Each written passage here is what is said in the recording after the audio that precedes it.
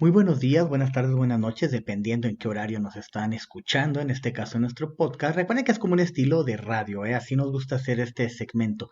Y pues bueno, bienvenidos sean de nuevo a Pregunta de Fito Rodríguez, filial de las Babas de Pablo. Hoy vamos a hablar acerca del harakiri, que ya lo sabemos por cultura, por películas, de qué trata más o menos, pero lo vamos a ir enfocando más al término o, ¿cómo mejor dicho? Hacia el punto del honor.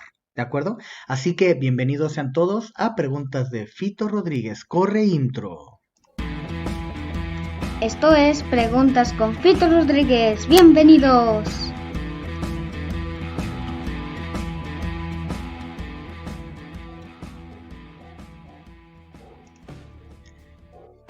Y pues bueno, vamos a iniciar con este tema. Es que la verdad, nosotros los que ya estamos ya más o menos grandezones, sabemos más de este tema por películas, por series, porque nos encantaba a los chicos que vivimos esa etapa de los noventas, cuando estábamos chavitos en los noventas, todas las películas de ninjas, de samuráis, y por eso sabemos de esto. Pero quiero enfocarlo un poco más, como ya lo dijimos en el intro, en el honor, ¿de acuerdo? Así que como ya es muy característico de nuestro programa, vamos a ver qué dice la RAE, la Real Academia de la Lengua, acerca del honor, en este caso para enfocarnos más adelante hacia lo que es el harakiri. Fíjense bien, dice, es una cualidad moral que lleva al cumplimiento de los propios deberes respecto del prójimo o de uno mismo. O sea, cumplir las cosas que tienes que hacer. ¿De acuerdo? Y más adelante vamos a hablar de este punto, de cómo ahorita pues ya nos vale un poquito gorro cumplir o no cumplir. Pero la verdad es que antes sí era diferente. Antes sí, si tú dabas tu palabra en honor, no manches, tenías que cumplirla, si no te veían mal, perdías tu palabra como persona. Pero bueno, fíjense otra forma en la que nos dice la RAE que onda del honor. Dice, es la gloria o buena reputación que sigue a la virtud. ¿De acuerdo? Acuérdense, la virtud son esas cosas que tienes tú positivas. No solamente al lado de buena onda de hacer las cosas, ¿eh? También si tú eres un buen francotirador y a todos les atiras a la cabeza, esa es tu virtud. Y vas a decir tú, no manches, estás matando personas. Pues sí, esa es su virtud a fin de cuentas, ¿de acuerdo? Al mérito o a las acciones heroicas. Acuérdense que tenemos un video ahí en las babas de Pablo que hablamos del heroísmo, de cómo los superhéroes te llevan esta parte de la virtud de ser heroico, del poder. Pero bueno, se puede echar una escapadita para verlo por ahí. La cual trasciende a las familias, ¿de acuerdo? Esto lo vamos a ver más adelante, de cómo este honor, incluso del harakiri, que es a lo que está enfocado, este tema va hacia la familia, va muy enfocado a ello, a las personas y acciones mismas de quien se le hace o quien se le granjea, dice aquí, ¿de acuerdo? De quien se le hace. Bueno, entonces recuerden que en el pasado, una reputación, como le estaba diciendo, era muy fuerte, o sea, simplemente se veía mucho esto en Inglaterra y en la Gran Bretaña, en Europa, en la cual, y en México también, pero no tanto, en el cual tú me caes gordo, ¿sabes qué? Nos vamos a batir a duelo, y había, creo que son 10 reglas, si no me equivoco, en las cuales, de hecho voy a hacer un podcast de eso, fíjense, está muy interesante. 10 reglas, 10 pasos, 10 leyes en las cuales tenían que revisar las armas, el por qué se iban a disparar, los pasos, o sea, el por qué si alguno de ellos decía, sabes que mira, ya hasta aquí quedó, también se podía decir que estuvo de acuerdo en su honor, estuvo cerca de dispararse, pero al fin no pasó, pero sí participó, sí estuvo ahí cara a cara con la otra persona que se iba a disparar a los mentados 10 pasos o más o menos, ¿de acuerdo? Entonces si se fijan, esta reputación sí estaba en este tema del honor muy característico antes. Eso no quiere decir que ahorita no exista, pero es lógico que si ahorita alguien choco en mi carro, nos hacemos de palabras y alguien me dice, nos vemos, no sé, en el barrio tal y nos vamos a batir a duelo, le vas a decir, como no, carnal, ay Dios te bendiga, vete, estás loco, porque el honor es diferente. Por ejemplo, en mi profesión como psicólogo, pues lógicamente yo no le voy a decir algo que vaya a dañar a una persona. Esto viene en mi juramento. Yo no puedo dañar a alguien con mis conocimientos ni darle una mala información que lo vaya a dañar. Eso es el honor. Como profesor, lógicamente no le voy a inventar temas, sino que tengo que hacer lo mejor para mi alumno, no solamente en matemáticas, español, formación humana, todos los temas que manejamos, sino también en su valor humano. ¿Estamos de acuerdo? Entonces ya más o menos estamos aterrizando todo este rollo. Fíjense, dice, ¿qué es el harakiri? Es un suicidio ritual de origen japonés que se realiza por razones de honor y consiste en abrirse el vientre con un arma blanca, o sea, con un cuchillín y sí está canijo, ya con simplemente esta explicación, ya si te quedas así como que, o sea, pues sí está canijo. Tal vez suena muy feo lo que voy a decir, pero si te das un balazo en la cabeza, pues el cerebro automáticamente entra en una crisis, por así decirlo. Se mueren ciertas partes, se saturan ciertas cosas, se mueren otras cosas y no sientes un dolor. Eso es lo que dice la ciencia, ¿verdad? ¿Quién sabe? Poco a poco estamos descubriendo más cosas. Pero en este caso, pues sí es un dolor muy fuerte. Imagínense realizar esto, pero eran cuestiones de honor. Ahorita lo vamos a platicar más a fondo. Fíjense, dice, la palabra seppuku, igual que su sinónimo vulgar harakiri, o sea, seppuku era como la parte ritual, así más así en onda, con personas que te estaban llevando, pero la parte así como que dicha entre las calles o entre los guerreros, la parte vulgar era pues harakiri. Significa, en pocas palabras, rajar la tripa, que esto es en japonés, ¿de acuerdo? Y eso es exactamente lo que hay que hacer. Se pone la espada y se la clava uno en el vientre bajo. Una vez hundida la punta en la barriga, se tira la hoja para rasgar la carne. Se oye feo, ahora sí que bienvenidos los que estén ahí desayunando, escuchando esto, ¿verdad? Haciéndose su carnita asada. Pero pues esto era cosas muy, muy, muy del pasado y la verdad no tan del pasado. Tengo entendido que los últimos harakiris que se tenga así una evidencia bien constatada fue el siglo pasado. No me quiero meter al tema de los barrios mafiosos de Japón, porque lógicamente ahí también tienen sus formas de actuar, pero no sé netamente cómo actúan. Sí sé que sí hay ciertos rituales como el del meñique, que se lo cortan porque hicieron algo malo o así, ¿no? Pero en realidad el harakiri no sé si lo sigan utilizando, lo dudo, pero la verdad no lo sé, así que mejor dejémoslo de esa manera. Entonces, como les decía, los que están comiendo pues, una carnita asada, pues creo que ya están pensando un poquito mejor comer verdurita, pero de esta manera lo hacían, ¿sale? Y lógicamente era muy doloroso. Entonces, el seppuku era una parte clave del bushido, ¿de acuerdo? Que es el código de los guerreros samurái. Ese es el bushido. Era códigos, acuérdense que no eran que se iban a lo loco, ojo. Los samuráis sí fueron evolucionando al pasar de las guerras que tenían en Japón. A veces eran considerados unos simples matones, después fue considerado un arte de la guerra. Hay que investigar un poco más en qué momento histórico estamos hablando, pero de esta manera sucedía, ¿de acuerdo? Entonces era por códigos, por eso es que quise iniciar con la onda del honor, porque el honor lleva ciertos códigos, ¿de acuerdo? Es esa parte en la cual tú no puedes actuar porque te dé la gana. Por ejemplo, les voy a decir un código medio tarugo de cuando uno estaba chavito, que ahorita creo que ya no se utiliza del todo, pero antes sí lo utilizábamos. Por ejemplo, era, así esté muy guapísima la exnovia de tu amigo, tú no vas a andar con ella. Tú la respetas, así aunque te aviente el calzón, como decíamos en aquellos días, en aquellos entonces, aunque te dijera yo quiero contigo, quiero andar, quiero todo, tú decías que no, porque era la exnovia de tu amigo. Estaba mal visto. Ahorita pues ya, ¿cómo le dicen? Chapulineo, creo que sí le dicen así los chicos. Ya les vale, ¿verdad? Se intercambian los novios como si fuera cualquier cosa. Y en cierto punto pues está bien, son simples novios. No pasa nada. La onda es que se conozcan para que no se enfrasquen en un solo noviazgo de una persona y al final no sabes ni siquiera cómo es, que si eres compatible, cómo era otra persona, pero ese es tema de otro rollo. Bueno, entonces este ejemplo que les digo es de una clase de honor o reglas que teníamos los chicos antes, ¿sale? Fíjense, dice, el acto podía ser voluntario, usado por los guerreros para evitar caer en manos del enemigo o para expiar un fallo al código del honor. ¿Sale? Hasta aquí estamos yo creo de acuerdo en lo que nos está tratando de decir. O también obligatorio, por mandato de un señor feudal o tribunal. En caso de que un samurái cometiera un delito de asesinato, robo, corrupción o más cosas que puedan pasar por ahí. Entonces, podemos ver que este acto de valor tenía sus reglas, tanto impuestas o que tú lo hacías bajo tu mano. Podía ser impuesto porque te encontraban en batalla, veían que tú no habías estado en la batalla fuera del mismo ejército o del contrario, que no lo habías hecho de forma digna y que habías matado a las personas simplemente porque sí, y te pedían que hicieras esto.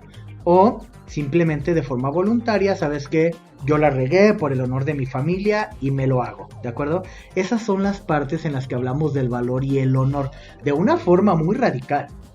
Estamos hablando nosotros que vivimos acá, en esta parte del mundo, en Norteamérica, aquí en el continente americano. Lógicamente ver esta onda pues es complicada, porque es de otro continente, de otro país súper diferente al nuestro, y por eso nosotros lo vemos como wow, pero para ellos era algo muy cotidiano. Dice, en tal caso, lo habitual era poner al acusado bajo custodia. Perdón, se me apagó la tablet y se me fue la información. Repito, en tal caso, lo habitual era poner al acusado bajo custodia, concediéndole un plazo para la consumación del seppuku.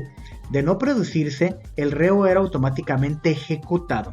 Ahí estamos con más reglas, ¿de acuerdo? Lo normal era que se efectuara el seppuku a su debido tiempo, ya que la familia de un ejecutado heredaba su deshonor y era despojado del patrimonio a su cargo, lo que significaba perder la pertenencia de su casa samurái y principalmente morir de hambre en muchos casos. Fíjense cómo esta onda del seppuku, del harakiri, pues te habla de este rollo, ¿verdad? De cómo si tú no realizabas el harakiri, digamos que a mí me cacharon en algo o en batalla, lo que sea, y yo tengo que hacérmelo. Pero me hago menso, me tienen ahí preso, no hago nada. Entonces, toda esta deshonor, pongámosle esa palabra como lo estamos manejando, se heredaba a mi familia. Aparte de que la gente los repudiaba, los corrían de los pueblos, les quitaban sus trabajos, si ellos eran alfareros, le quitaban su fabriquita, sus casas, todo. Y recuerden que el apellido es algo muy importante, ¿de acuerdo? Entonces, toda esta parte está muy ligada a cómo reaccionaban en estos tiempos feudales, vamos a decirle de esta manera, la cual toda esta parte de honor bélico, la guerra, lo religioso estaba fuertemente ligado a la descendencia, o sea, a la familia, ¿de acuerdo? Dice, previamente a ejecutar el seppuku se bebía sake, que es una bebida, pongámosle que es el tequila de Japón, para que me entiendan, así de fácil. Se bebía sake y se componía un último poema, en despedida llamado sepitsu, más o menos, o yugon, casi siempre sobre el dorso del tessen o abanico en la guerra. Si se fijan, todo tiene una sincronía, tiene una forma de ser. En pocas palabras, se preparaba al condenado, digámoslo así, para que ya hiciera su seppuku, ¿sale? Y bebía sake, convivía con algunas personas ahí, decía algunas cosas que le incomodaban. Aparte, hacía un último llamado a una reconciliación, ya sea con su Dios, con el honor, con la familia, con la herencia, y escribía un poema en el abanico de guerra, que eran implementos que ellos tenían a su cargo, ¿de acuerdo? Entonces era como dejar una huella familiar, una marca, la cual era imborrable. Lógicamente, pues no sabemos en realidad qué pasó. En muchos casos de estos es muy lógico que había tanta ira que perdían esos pergaminos, perdían esos abanicos en los cuales escribían y decían que la familia estaba en deshonor, porque sí es cierto que era un nivel de honor muy grande lo que se vivía en estos tiempos, pero también había gente gandalla, o sea, no toda la gente somos iguales, a pesar de que pasen los siglos y los siglos. Bueno, chicos y chicas, ya estamos en los 14 minutos, ya saben que nos damos nuestro merecido aplauso porque me están aguantando en este tema del día de hoy con mis tarugadas.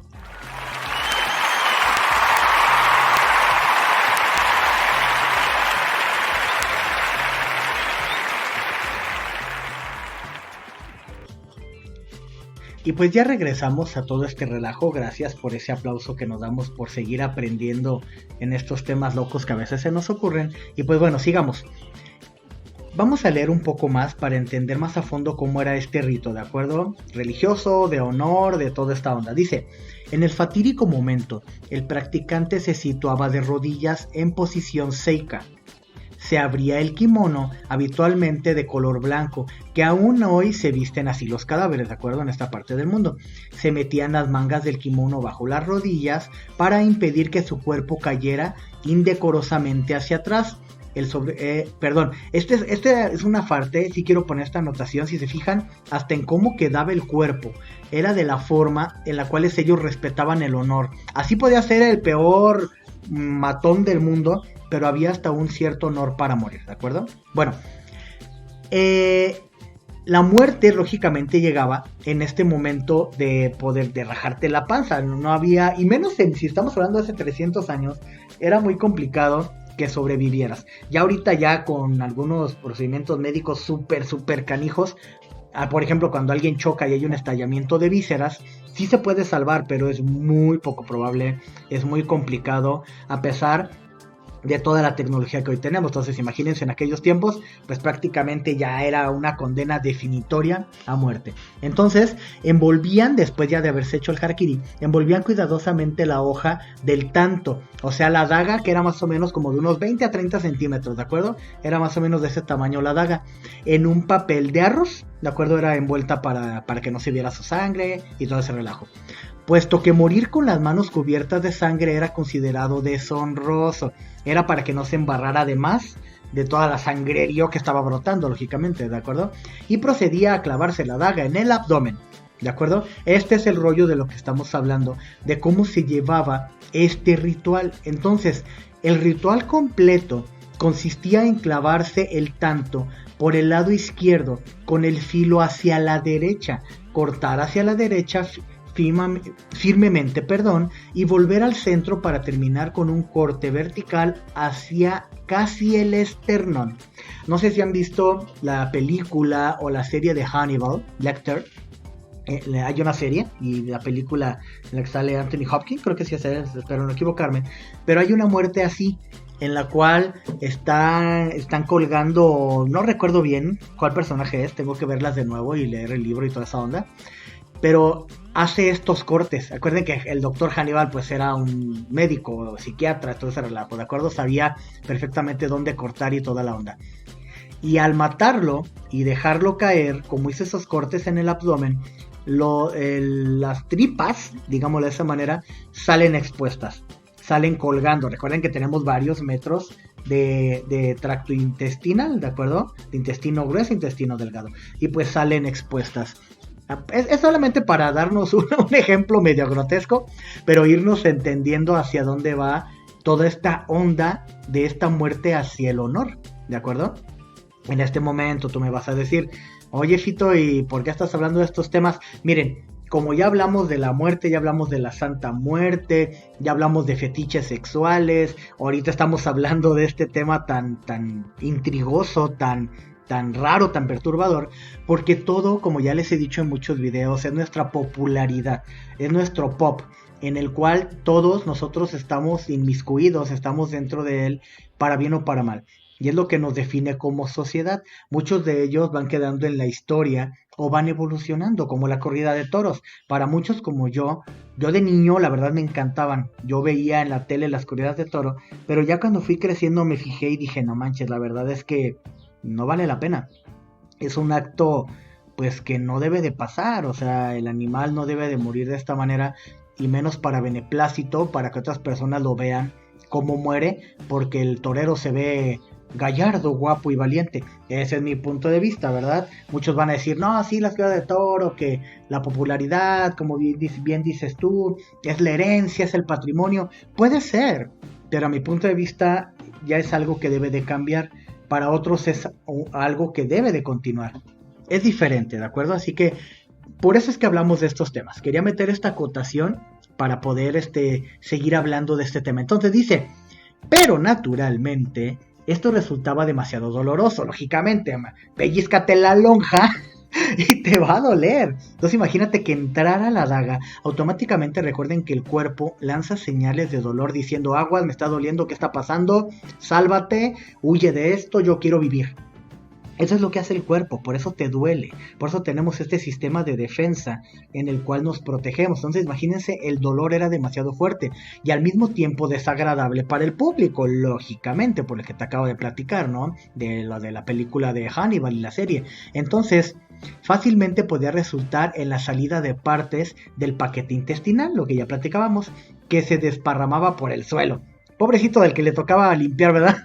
Yo creo que llegaba, ya me lo imaginé, llegando al trabajo, checando con su tarjeta feudal, ahí, ya llegué a trabajar, otra vez otro muertito, no pues, mínimo lo hubieran, llevado al baño, vean nomás cómo están las tripas. Hay los que les gustan los taquitos de tripa, pues ya saben, ¿verdad? Dice el cojo feliz, el tobogán de caca. Pero bueno, perdón, se me salen las tarugadas de repente. Entonces, ¿en qué me quedé? Además, el samurái no moría al instante, sino que sufría una agonía de varias horas. Ah, sí, cierto, aquí me estaba adelantando medio gacho a todo este rollo. Miren, cuando decía de una muerte inmediata, me refería a lo que voy a decir más adelante, de que tenía como un representante, un canchanchan que podía ser familiar, ahorita lo voy a leer, en el cual, al ver lo que ya estaba realizándose el corte, era suficiente ejemplo de honor y le cortaba la cabeza, para que ya no sufriera más. Pero había unos que no tenían este acompañante, este canchanchan como les estoy diciendo, y pues el dolor era bastante. Sí podían estar ahí mucho tiempo en un estilo como de agonía, ¿de acuerdo? Entonces, puesto que ni el practicante del seppuku quería sufrir tanto, ni al público le apetecía contemplar ese macabro espectáculo, se ponía a disposición, aquí viene esto que les digo, del practicante un ayudante que le ayudaba a un suicidio asistido, por así decirlo. Se llamaba Kaishaku. Ajá, sí, más o menos así. En japonés, perdón por no saber japonés, No, pero más o menos de esas maneras, de esa forma se dicen estas palabras. Entonces fíjense cómo va este rollo. Lógicamente, si había hecho algo muy cruel esta persona, sí lo dejaban que lo hiciera solito y no había alguien que le cortara la cabeza después. Pero si sí había sido voluntario, si había rescatado a esta persona que se iba a hacer este acto con honor, ponían a alguien que podía ser hasta un familiar para cortarle la cabeza y su dolor fuera menor, ¿de acuerdo? Y esto significaba también rescatar el honor de él y de su familia. Era como sumarle moneditas a una bolsita de honor, ¿de acuerdo? Entonces, este Kaishaku era a menudo seleccionado para tal fin, para poner fin, para el propio condenado, ¿de acuerdo? Numerosas veces era un amigo o un familiar, lo que les comentaba. Su misión era permanecer de pie al lado del practicante y decapitarlo en el momento apropiado. Ese momento solía ser establecido de antemano a voluntad de quien lo estaba haciendo. O sea, ahorita lo vamos a leer. Ya había ciertas señas, ciertos movimientos. Por ejemplo, podían ponerse de acuerdo y decir, en el momento que tú ves que él ya se incrustó la daga en la barriga, en ese momento cortas la cabeza. O en el momento que ya entra y empiezas a ver que empieza a desgarrar su barriga, cortas la cabeza. Ah, qué bonito tema, ¿verdad, Fito? Pero es muy interesante, la verdad es que es muy interesante. Hay que saber acerca de todos estos temas para poder saber cómo eran en estos tiempos estos temas y términos del honor, ¿de acuerdo? Entonces, lo más habitual era acordar una señal que tendría que dar el que se disponía a morir, ¿de acuerdo? Tras el cual el ayudante actuaba con rapidez, porque lógicamente no ibas a llevar tu cuchillo sin filo, ¿verdad? Ahí, ay, espérame poquito en lo que te arranco la cabeza. Pues era un golpe perfecto para que el dolor desapareciera en ese instante. En la mayoría de los casos, los ejecutados no llegaban a clavarse el tanto, y el simple ademán de empuñar la daga y acercársela constituía la señal para el Kaishaku. Lo que les decía hace ratito, cuando les decía del duelo de armas, ¿no? El simple hecho de que fueran dos hombres y se quisieran batir a duelo, y llegar a algún familiar, o incluso tengo entendido que también podía llegar alguien de la corte o alguien del gobierno y decir, espérense, esto se detiene, los dos siguen con su honor, porque sí vinieron como hombres al duelo, ¿de acuerdo? Entonces es más o menos similar aquí.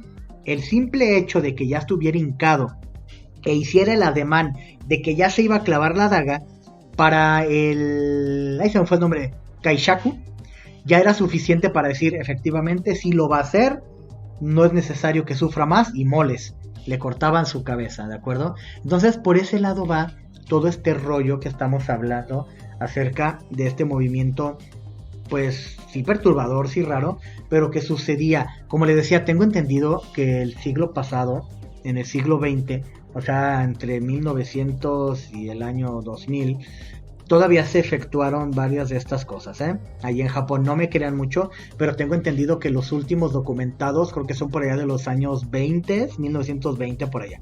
Vuelvo a decirlo, no me crean mucho, lo voy a investigar, no quiero desinformarlos. Entonces, algunos samuráis cuantificaban el valor de los practicantes de seppuku, según lo lejos que habían llegado en la práctica del ritual antes de que el ayudante procediera a la decapitación, siendo considerados de excepcional valor los que llegaban a practicarse el corte vertical hacia el esternón. ¿Sí lo cachan? Entonces, los que sí llegaban a practicarse completo el seppuku, se les consideraba que eran muy valientes y que su nivel de honor y de virtud hacia el compromiso de este acto era muy grande. Y las familias, lógicamente, conservaban su honor. Si se acuerdan, en la película de Mulan, ya sea la de live action o la de caricatura, hablaban precisamente de este honor, de cómo tenía que ir a la guerra, en este caso el papá, porque no tenía hijos varones, para preservar el honor de la familia. Y ya sabemos la película y la caricatura y todo ese rollo, que Mulan es la que va y quiere preservar el honor de la familia, pero cachan que es mujer y en esos tiempos no se podía que estuvieran en el ejército y por eso perdió el honor la familia, pero después la vieron combatir en batalla y vieron que era muy buena y que incluso quería dar su vida por el emperador y por el Japón, creo que si no me equivoco, espero no equivocarme del país, o China, no me acuerdo, la verdad ahí me corrigen por favor. Y por eso preservó la familia el honor, incluso le dieron más honor del que ya tenía. De eso se trataba, en esos tiempos de eso se trataba. Por eso es que vemos muy malamente, todavía actualmente en este siglo XXI, todavía vemos muy mal hecho de que, oh no, el honor de la familia, mi hija adolescente se embarazó, entonces hay que casarlos a fuerzas a los dos chavos. No, eso es crear más problemas. Respetos para quien lo haya hecho, pero bajo mi punto de vista, pues no. Si estás tal vez preservando una mirada de las personas y un pensamiento familiar, pero a esa edad los chavitos no saben ni siquiera bien qué colores en realidad les gustan. Su cerebro psicológicamente y físicamente, fisiológicamente aún no está bien desarrollado y ya los queremos meter en una relación de matrimonio, está difícil. Pero es un ejemplo de honor, para que me entiendan, por eso estoy indagando mucho en esto. Y ya para terminar, hay una película que se llama Harakiri 1962, H-A-R-A, K de kilo, I-R-I, con I latina, ¿de acuerdo? 1962. En esta película, que está dirigida por Masaka Kobayashi y basada en la novela de Ibun Ronin-ki de Yosukoki Hakiguchi, perdón por cómo se oye, pero no sé japonés como les dije, que la trama se desarrolla más o menos entre 1619 y 1630. En esta película muy viejita pueden ver cómo era todo este movimiento del harakiri, ¿de acuerdo? Ahí les dejo este pitch para que... ¿Sí lo dije bien?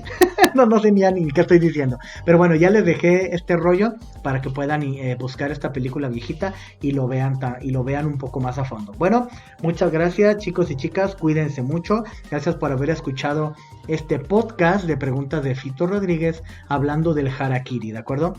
Cuídense mucho, gracias por estar aquí y nos vemos la próxima. Hasta luego, bye bye.